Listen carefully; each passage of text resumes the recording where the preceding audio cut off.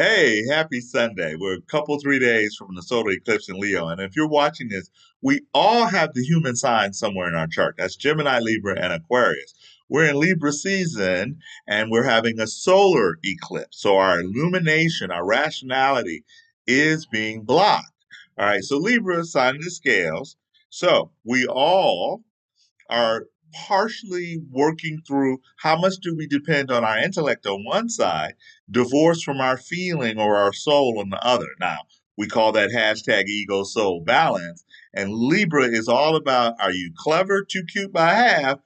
And you're ignoring things that you feel, you sense, or you smell through your common sense relationship to your feelings and your connections to others, or are you just believing what it is that you see? And this new moon solar eclipse takes us back to the solar eclipse on April 8th. But new eclipses happen in about 19-year cycles. So we can go back to 1986, 87, spring, fall 86 and then 87, and we can also go to 2005, 2006, and you can figure out 19 years before that 86 would be, I think, what, 67, 68. But the point is that as you look at the patterns of things, the Aries Libra is just I am, this is where I am because I'm this sign or I'm that sign, where you just act from this reactional kind of sense. Now in our raw material, we connect Aries astrologically to mentors or tormentors. So this is how I was raised. This is the culture I'm in. This is the intellect that I have. And I'm going to act on that without any level of examination or re-examination. Hence why we have planets that go in retrograde, because all retrogrades are phenomena of our multidimensionality, which comes from our soul, that awareness of that intangible interconnectedness that we all have. Yeah, let's breathe. That was a lot. New moon in Libra, and what I have on the screen is the new moon in Libra as it is in Washington, D.C., which gives us a Capricorn rising with Pluto and mythological enemy Ceres right there. And then Mars is all the way on the other side in Cancer. And Mars is challenging the new moon, is challenging the ascendant, is challenging the nodal axis and Chiron. So Mars is war, and we can look at inner conflict and outer conflict. So Mars is, do you look within to kind of assuage or ameliorate your belief in the separateness of everything, or in Libra terms, or in air sign terms, because I don't want to just say it's Libra, but there tends to be the frontal lobe intellectual superiority that comes through the Gemini, Libra, and Aquarius. And since Libra is the initiating sign, it all starts with Libra. That ability to say, oh, these are our differences, and we argue our differences. The scales of justice, I won't get into law, even though the lawyer in me wants to, but just know that we can even be at what ought to be, in an ideal world, just a dinner party, a kind of less, we haven't seen each other in a decade or so, and we get questions that are mental masturbation questions. Like, I was at one the other night that Che Guevara or Hitler, who was worse? I mean, what? And because I felt rooted to everyone, or I leaned into the interconnectedness of everyone at the party, at this beautiful, full food. I mean, just belly full, everything full. Uh, I didn't go into what I really thought about that question. And Libra represents that pause, that civil pause of let me check my own inner equilibrium first. And let me just say, being 34 days or so, 5 weeks from the election, you can best believe that as Mars moves through Cancer, the United States home sign, because remember, July 4th, we're in this stage of how are we going to continue this illusion of American exceptionalism, or not even attempting to learn other languages or cultures, or when we see other cultures like Vice President Kamala in front of us, we only other her. through her gender or through being Indian or through being Jamaican ancestry, whatever. But we're able to just place that squarely. In Libra, in its ideal state, is about peace and encouraging or initiating uh me and you, let's build consensus. So through having the inner equilibrium, one pillar, here's some high priestess stuff going on. One pillar is the pillar of judgment and severity, which comes from the ego. Yeah, I need to protect my space, my territory, my body, right? And then the other is merciful and compassionate pillar. But there's a third one, which is the pillar of equilibrium. And when we're able to mix and blend and pause, yeah, let's breathe. It's an air sign after all. When we're able to mix and pause, drink some water, do some physical exercises, get some air, then we're able to have that inner equilibrium. And so we're able to walk into or create these states of harmony. And the more that we individually do this, the more that it will affect our families, our relationships, our community, our ability to, as the civil rights pioneers talked about, we shall overcome. Well, what if we take the shell out and say we are overcoming? We are overcoming through looking within first for our values, how we spend our time. This is week 7 in our raw material, how we spend our time, and then our ideals in an ideal world, how we think we should, or if I could, this is what I would wish for, basically. And with Venus being in Cancer, Venus being in Scorpio and Mars in Cancer, the planet of war, ego, self assertion, and protection. And in Cancer, he can protect the elderly, the children, the underdog, the weaker ones, those who maybe don't have intergenerational wealth, who really are living a survivalist existence, paycheck to paycheck, or however it's described, that Mars can be the protector and speak up for that. And speak up for them, these masses of people that don't have the wealth. Yes, and not necessarily fight these wars of sovereignty, But let me just be really clear with the Venus and Scorpio, which in our raw material goes to conflict, it's about softening. Venus says, hey, how can we come together in a communal, in a sense of where our common ground is? And in Scorpio, you got two speeds. You either release the ego, you see it, consciously deconstructed for the higher, deeper, inclusive resources of the relationship, or you transform and you die.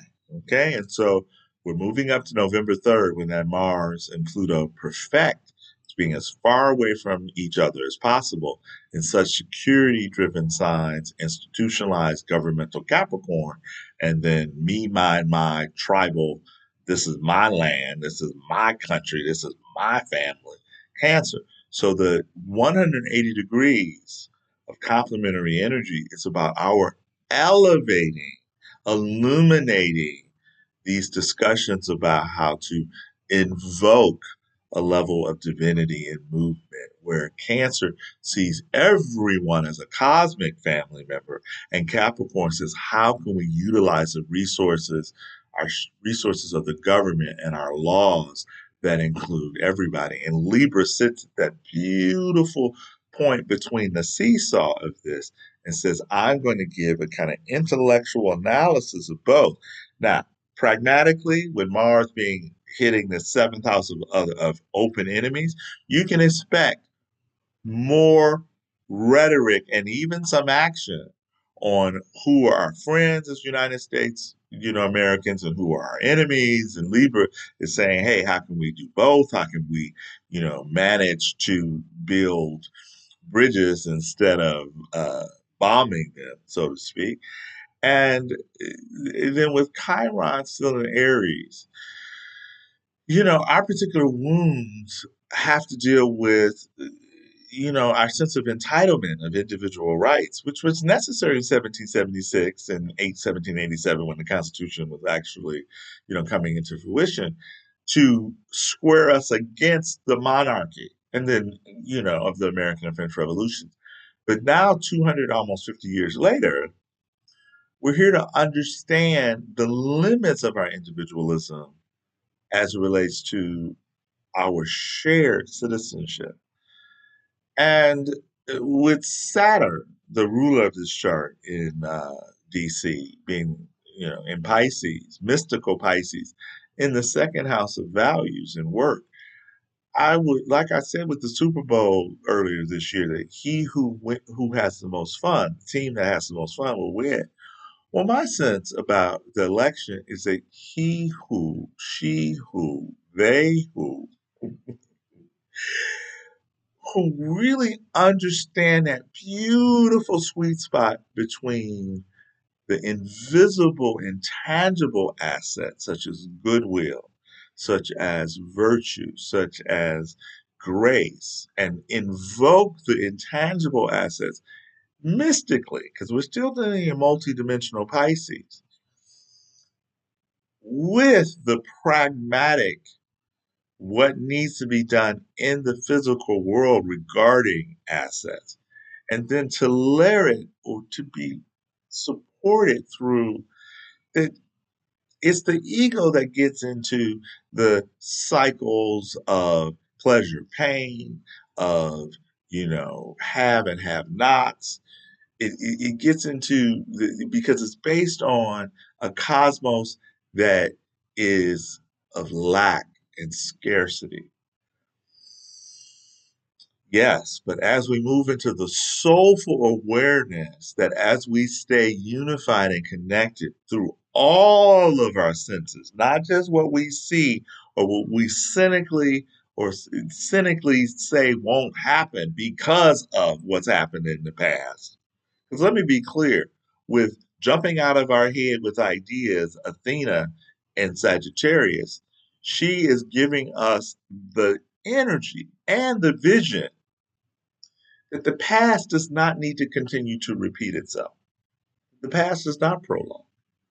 And that the more that we elevate our spirits, Sagittarius is about seeing possibilities of inclusion, not exclusion.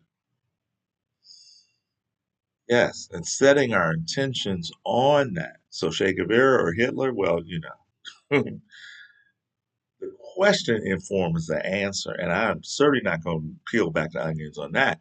But it is a deliberately provocative question that is the intellectual side of our brain. It's the left hemisphere. It's the ego separating instead of unifying these men that did have an effect on history. But this Libra's, solar eclipse is in the ninth house of higher education, broadening our horizons, religion and publishing and other cultures. So let's take the swords out of our heart. Let's heal our heart individually. Show up, whether that's with ourselves first, our mates, our family members, our jobs. Hell, it may even be something as simple as just driving more civilly. Yeah. But Libra represents the initiating of a new form of relationship. Shit, 15, 20 years ago, Facebook friends, Tweeple, DM me through Instagram or wherever. Those relationships didn't happen. So as we eke out new ways to bring equilibrium from within, then we can transform how we respond outside of ourselves. And yes, I will end on a more, wars and reports of wars and woe to the pregnant woman during these last of days. And without getting caught in too much mystical Christianity to fundamentalist Christianity, which, we're living in that no matter where we are or what we believe. It's important to realize that the conflict is within. And it's what you choose to focus on as we move forward into our collective future. And Pluto gives us two choices. You either transform and deconstruct the ego in Capricorn, and he went into Capricorn in 2008, or the ego has to die. And that could be the attachment to the world coil. That can also be, Saul on the road to Damascus and saw the light, blinded by light, saw the light, and then he transformed. Um, so there it is, and